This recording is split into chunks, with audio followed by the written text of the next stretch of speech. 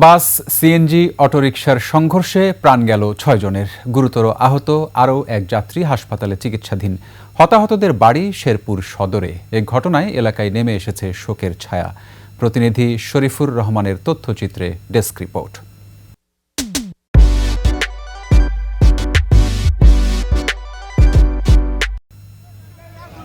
দুপুরে নকলা থেকে শেরপুর যাচ্ছিল একটি যাত্রীবাহী সিএনজি অটোরিকশা। জেলার ভাতশালা জোড়া পাম্প এলাকায় আসার পর কুড়িগ্রামের রৌমারী থেকে ছেড়ে আসা রিফাত পরিবহনের যাত্রীবাহী বাসের সাথে মুখোমুখি সংঘর্ষ হয়।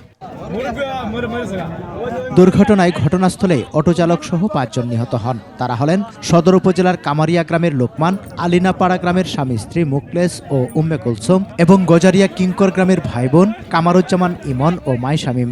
আহত চিতলিয়া গ্রামের নীনা বিশ্বাসকে হাসপাতালে নেওয়া হলে চিকিৎসক মৃত ঘোষণা করেন।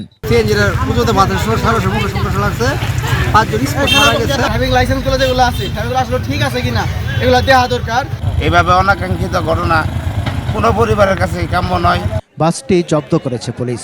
জানান, একটি কুকুরকে রক্ষা করতে গিয়ে চলন্ত বাসের সামনে পড়ে যায় অটোরিকশাটি। দৌড় দেয়, কুকুরটাকে অ্যাভয়েড করতে গিয়ে সিএনজি রং সাইডে বাসের সামনে চলে আসে। দুর্ঘটনায় কেউ দোষী সাব্যস্ত হলে তাকে আইনের আওতায় আনা হবে বলেও জানান পুলিশের এই কর্মকর্তা। সমর ইসলাম, ডেস্ক রিপোর্ট, ২১ টেলিভিশন।